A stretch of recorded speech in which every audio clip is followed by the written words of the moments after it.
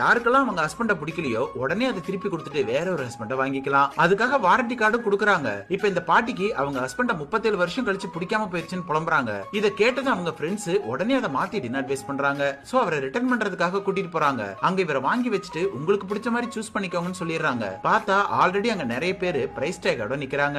இந்த பாட்டியும் அவருக்கு பதிலா சின்ன வயசு பையனா கூட்டிட்டு வந்துடுறாங்க. அவனும் இவங்களுக்கு கை காலெல்லாம் அமுத்தி விடுறான். அப்பதான் உங்களை பார்த்தா எங்க அம்மா மாதிரி இருக்குன்னு சொல்லிடுறான். இதை கேட்டதும் அவங்களுக்கு மனசு கேட்காம மறுபடியும் வேற ஒருத்தரை மாத்திடுறாங்க. இந்த டைம் கொஞ்சம் ஏஜ் அதிகமானவரா வாங்கிட்டு வந்துடுறாங்க. ஆனா இவரு எப்பயுமே எக்ஸசைஸ்ல கவனமா இருக்காரு. அதுக்காக காலங்காத்தால இவங்களை கூட்டிட்டு வாக்கிங் போறாரு. வயித்துல இருக்கிற தொப்பையை குறைக்கிறதுக்காக டயட் எல்லாம் ஃபாலோ பண்ண சொல்றாரு. இதெல்லாம் கேட்டதும் தாங்கிக்க முடியாம மறுபடியும் கொண்டு போய் மாத்துறாங்க. ஆனா இந்த டைம் யாருமே வேண்டாம், தனியாவே இருந்துக்கிறேன்னு சொல்லிட்டு வந்துடுறாங்க. அதுக்கப்புறம் ஒரு நாள் இவங்க ஹஸ்பண்டோட சத்தம் கேக்குது. என்னன்னு ஜன்னலை திறந்து பாக்குறாங்க. பார்த்தா எதிர் வீட்டு லேடி இவங்க ஹஸ்பண்ட வாங்கிட்டு வந்திருக்காங்க.